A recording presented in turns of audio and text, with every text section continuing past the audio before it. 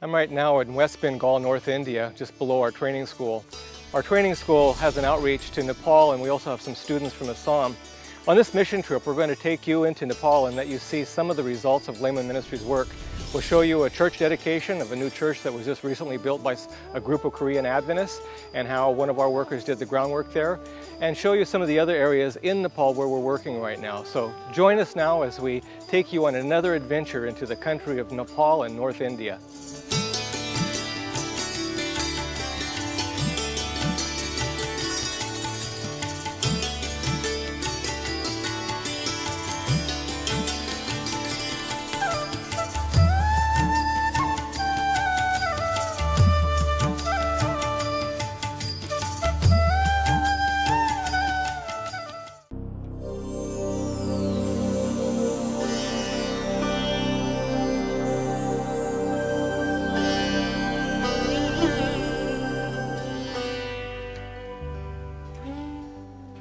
I'd like to welcome you to the Prerna Lifestyle Education Center in Guru Batan, West Bengal. We are part of the Layman's Ministries organization out of Idaho, United States. I'd like to welcome you in.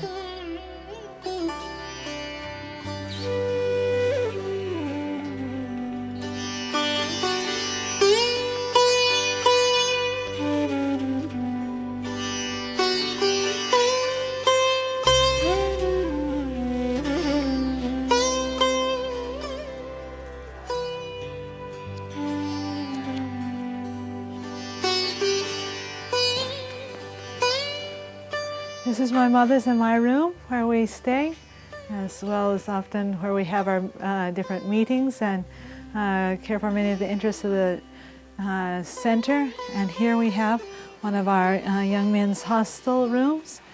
Come in and see our place.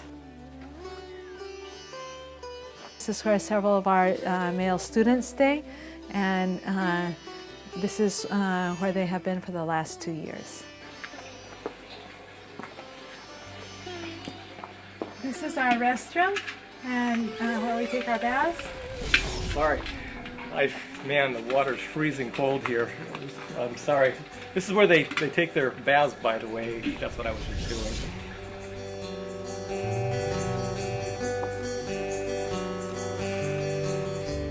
Welcome to our classroom, and meet our teachers, my mother, Terry Horner, and Joseph Mugger, who's translating for our class, also one of our teachers here, and meet all of our students here from Nepal and Assam. So, Sarah Sen's ki kya hai? Huh? Sarah Sen's ki kya hai? Most of the time when I'm in class, I'm teaching Bible doctrines, and when mommy is here, sometimes mommy goes to US, and so then I have to take over her classes. And then at the time I teach Bible doctrines, and when mommy comes back, I translate for her. Right now I'm just translating classes for mommy. She's teaching Daniel and Revelation. Daniel is already finished, but we have still to finish Revelation, and so it's been very interesting to translate. I learn as well as I can translate for her, for the students. Dennis and I came here last year. We saw the in-depth presentations that these students had. I received a copy of the notes from one of them, and just all of the classes are like that, and they are learning material that in America we see in evangelistic meetings, but it's every day being presented and also translated, so it's in their Nepali language, so they have it written down clearly. This is my first time in this project in North India, and I've heard a lot of things about it, so I was really anxious to come and see for myself everything that's going on, and I am just so impressed. Sandra is an excellent teacher, and she knows the language so well, and she just really has a passion for what she's doing. I'm just so impressed with it, and it's really nice to have her mother be here with her. The two work as a team. Each one of them meets a need that needs to be met. They're kind of like a hand in a glove. The students I'm really impressed with. It's not the same as in the Philippines. In the Philippines, we're teaching basics like math and science and spelling. And even though a lot of them had to learn English when they came here, the Bible classes that they're learning, it's so deep. Most of our young people that come to our center have come from Hindu backgrounds. A few of them have been to church services and have a little bit of Bible knowledge, but most of them don't have much at all. So we try to get them involved in the Bible stories right from the beginning. We start with Genesis, take them through the creation, have them read chapters in the evening in their personal time, and then we go through the books of the conflict of the ages set. God has blessed us very much with a very good group of students this year. They are very interested, they have their goals focused, but yet they come from a very rough background. Most of them were Hindu before, if not most of them were, and they come often from very rough homes, broken homes, many challenges, a lot of poverty, and to see their growth over these last 2 years has been just wonderful. We're hoping that they can go out as Bible workers, work in communities either in Nepal or India, and raise up churches. And if they aren't Bible workers, that they can at least be leaders in their own home churches.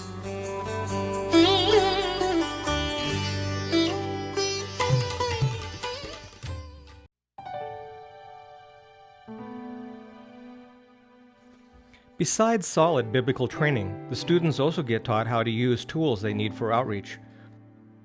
All of them learn how to use computers and how to type, not only in their language, but in English. These computer skills help them in their personal studies as well as for evangelism. By using a video projector together with PowerPoint presentations on various topics, they can more effectively share the truth.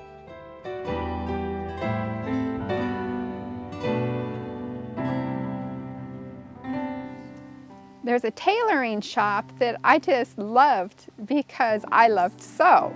And I went up there and started speaking with the teacher that was up there, and the students were up there and they were sewing away.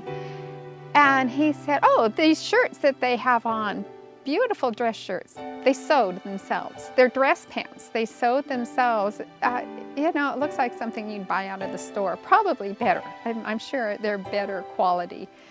I spent a day up there with him today, and I started just momentarily showing them a little bit about American quilting. And they were just gathered around and started looking at what I was doing. And the tailor's wife, in an hour, made a pillowcase out of a beautiful quilt pattern that I just showed her. I was like, I said, "You're already better than I am at it." And so, wonderful people. I could stay here longer.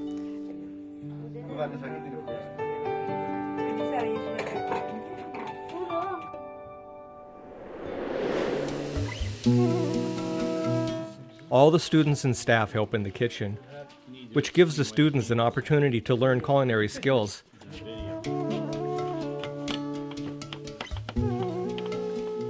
This is Isaac. He's the head cook and oversees the preparation of most of the food.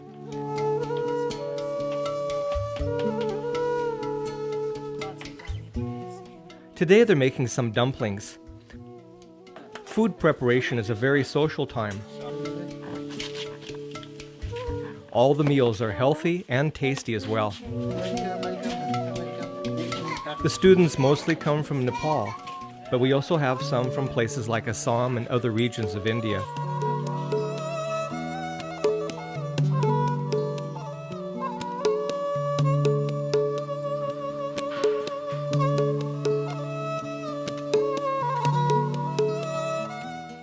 A lot of the food is grown by the students, so agriculture is a big part of the training as well.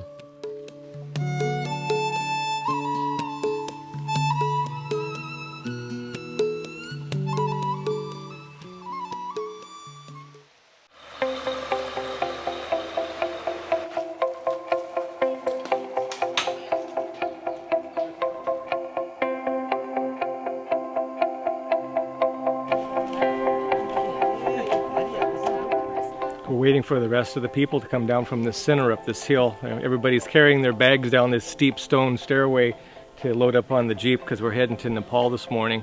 Take this Jeep over to the Nepali border, get our Nepali visas, and then we're going to walk into Nepal.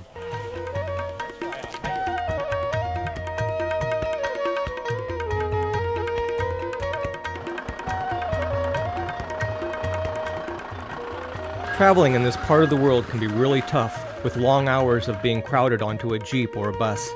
The roads are often dangerous, being in disrepair.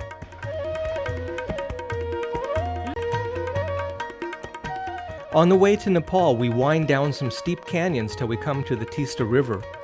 Often traffic is backed up in this area for miles due to landslides that block the highway along these steep canyon walls. Monkeys infest this area and often steal from parked cars and trucks.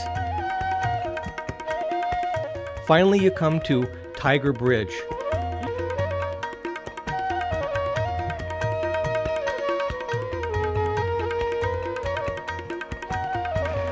After several hours, we made it to the border town between India and Nepal.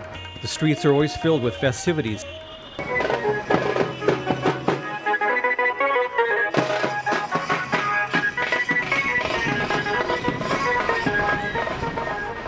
Our last stop before going into Nepal is the Indian Immigration Office.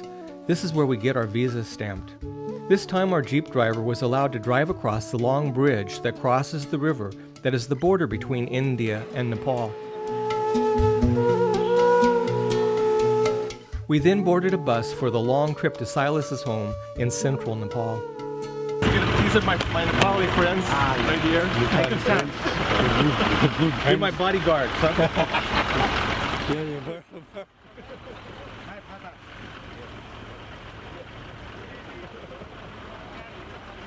This is a little bus stop here in Nepal. We finally made it into the country, and they have plastic things for people. Hey, the bus is leaving without us, we gotta go.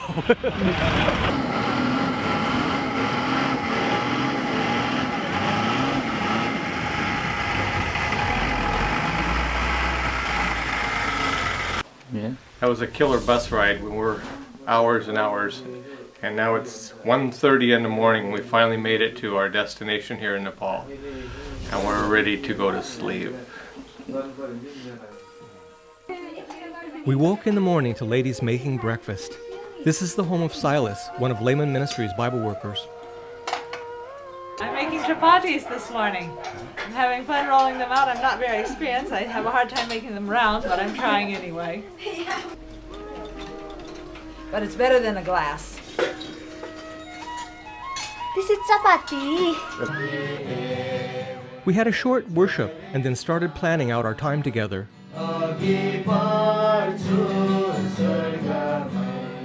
Silas is an aggressive worker, often walking far into the mountains to remote villages to hold Bible studies. And he's also been working this area where he lives, and now has raised up 2 churches. Vander, where are we heading this morning? Today we're heading out to Manahari. There's a village nearby called Ramantar, and we're going there to see the church where Silas is working.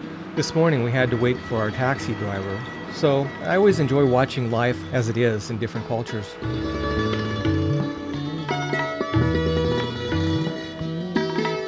Soon we were on our way to see the church plants that Silas has established.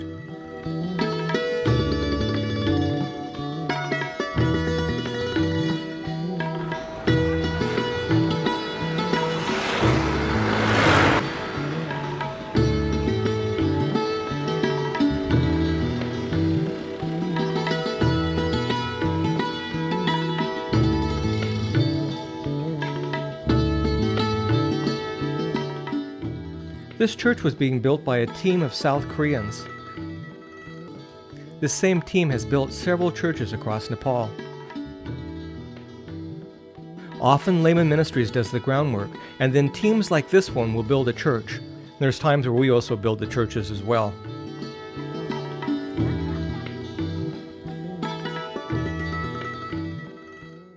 Silas, tell me a little bit about this church. You've been involved with it somehow? Actually, I have been praying since many months for the nice church over here because we had a big problem with the renting for the church service. Because You're like renting houses or something. yeah, like many that. problem because almost all are Hindus, no, and then they trouble us, and we have been praying, and then I talked with the section president, and then he said, okay, we'll see, and then finally some of the Korean came, and then they start to make a building another part of.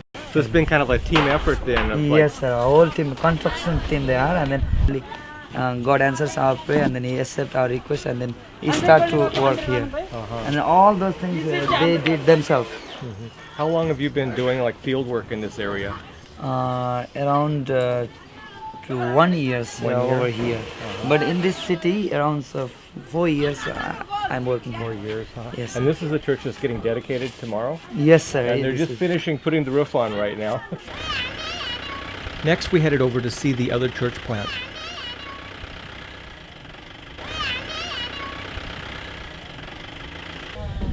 We have here a church that has been recently built this last year.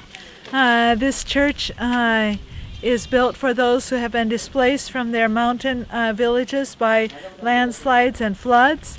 And so this church has come down here, and Silas has been working with them over the last 5 to 6 years.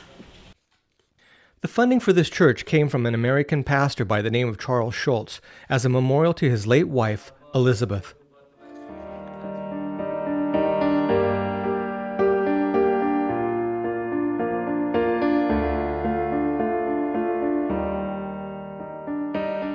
Close by is this refugee camp made up of people displaced by landslides and floods, and more recently, earthquakes.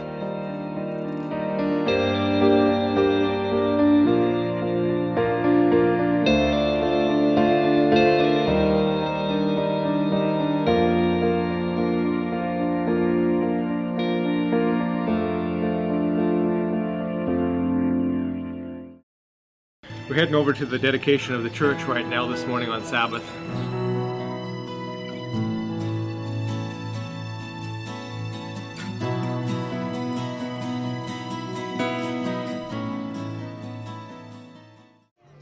Along the way, there was this group of blind people who were soliciting donations by playing music.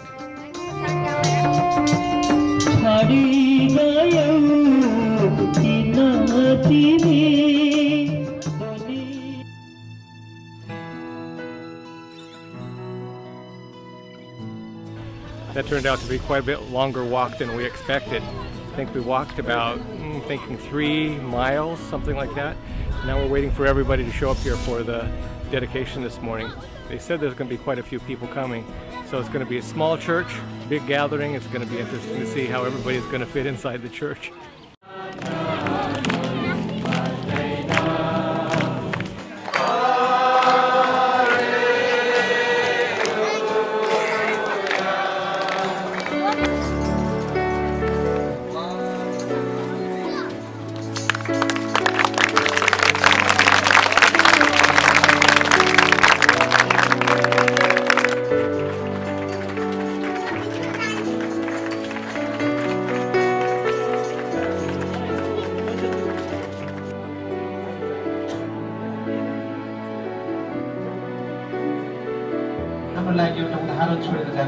That our life has been given to Christ.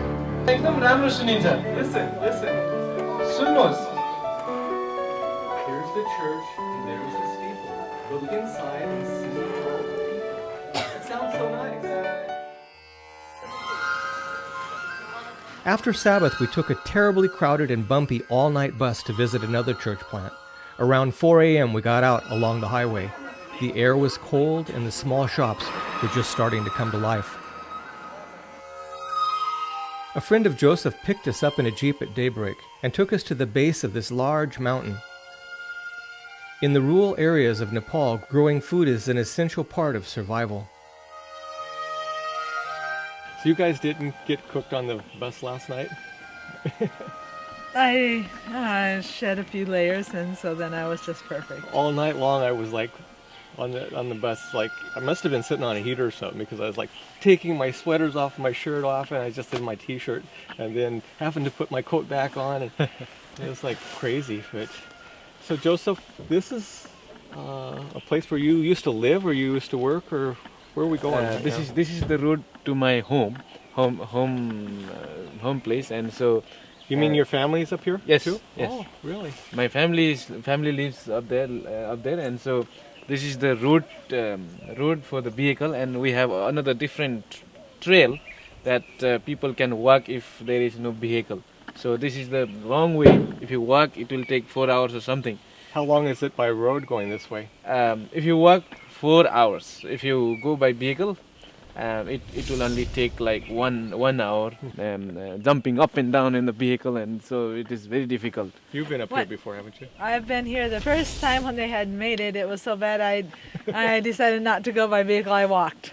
Why? Because like it was so dangerous. It looked like it was going to drop off and fall down off the side of the mountain, and so I walked up.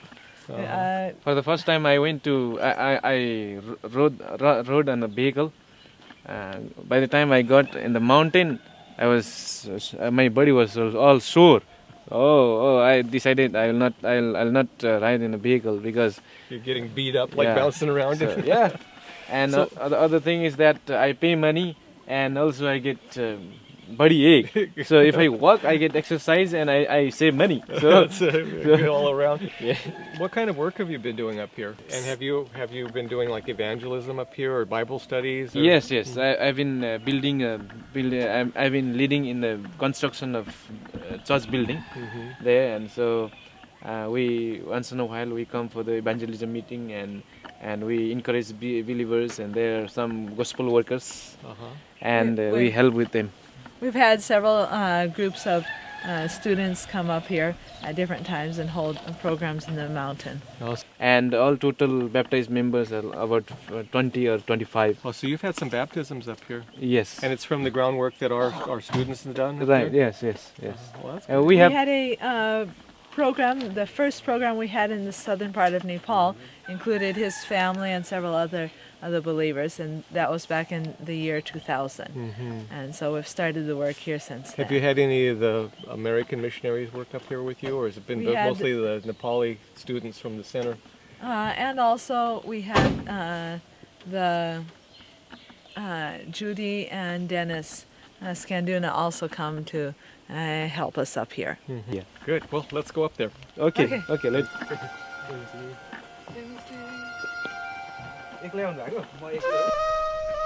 This is Joseph Friend's Jeep. I nicknamed it the Mighty Marinda.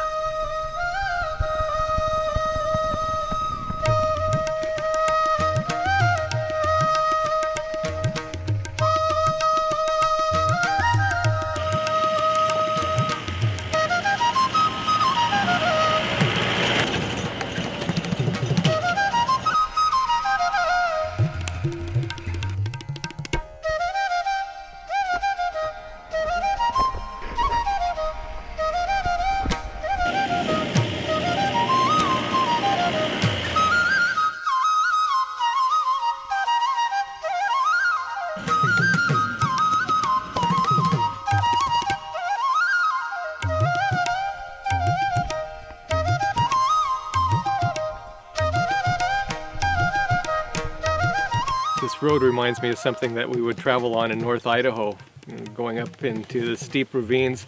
We're at a super high elevation, but it's kind of foggy today. This is the foothills of the Himalaya Mountains here in Nepal. We're still in kind of like the eastern central part of Nepal.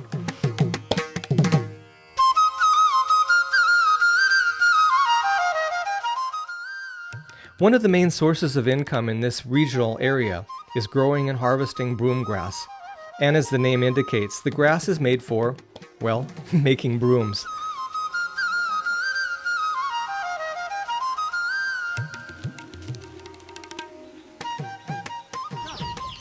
This is my home, and here in my home, the people have put the broom grass, and this is the balance they use to weight the broom grass and ginger. Other things that is the crops that they earn from money from, and the businessman just ask permission to keep this balance here. So this is my home. These are the beehives, and we have two boxes, but only 3 boxes and 2 has the bees, and you just put the smoke inside, and then you can take the what do you call honeycomb out.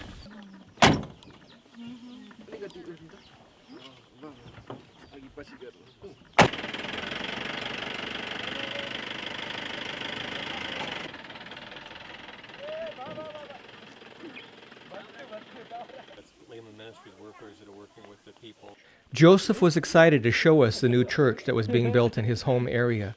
Again, the groundwork was done by Layman Ministries students under the direction of Joseph and Sandra. On the 4th of November, the church leaders came together and had a groundbreaking ceremony. After the groundbreaking ceremony was done, everyone got together to see what to do for the layout of the church. And they're trying to find out who should be the architect of it. And so after everyone discussed many different options, then finally I says, well, if you'll give me a paper and a pencil and a ruler, I'll see what I can do. And so with all of their advice and suggestions, this has been my first church to draw the blueprint for. And so here's my first try. It's looking very nice. In the photos from the outside, it looked much bigger. Now coming here, it looks just the right size for the mountain church. From here, how many people have been baptized here? About 20 people. About 20 people. Yes. This is really special for Joseph because this is actually his home area. So a lot of these guys that are working on building the church are people he's known since they were little kids. And it's a real blessing that years later, after he's gotten training and we started coming back and visiting his home, now his mother is the pillar of the church here in this area and has been a major contributor in having this church actually come into existence here. So he's had the joy of seeing a lot of his childhood friends become Seventh-day Adventist Christians, which is really a neat thing. And because of Joseph's honesty, only because of that has this church been able to be built. Otherwise, it would take many more years before it would be built.